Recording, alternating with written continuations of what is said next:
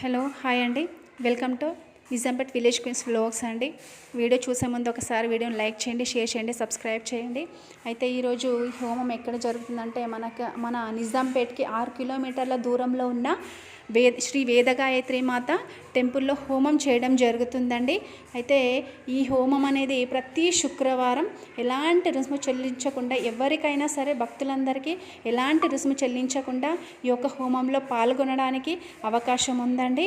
ఈ యొక్క శ్రీ వేదగాయత్రి మాత టెంపుల్లో జ్యోతిర్లింగాలు, ఆంజనేయ స్వామి, సత్యనారాయణ స్వామి, నవగ్రహాలు కొలువుదీరు ఉన్నాయండి. మీరు ఏదైనా శాంతి చేయించుకోవచ్చు, నెక్స్ట్ అభిషేకం చేసుకోవచ్చు, నవగ్రహ పూజ ఏదైనా చేసుకోవచ్చు అండి.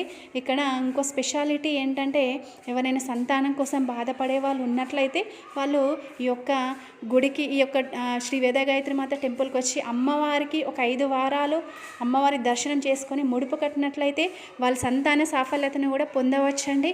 సో ఇది 6 కిలోమీటర్ల దూరంలో మాత్రమే ఉంటుంది. అండ్ ఇక్కడ చాలా ప్రశాంతంగా కూడా ఉంటుంది.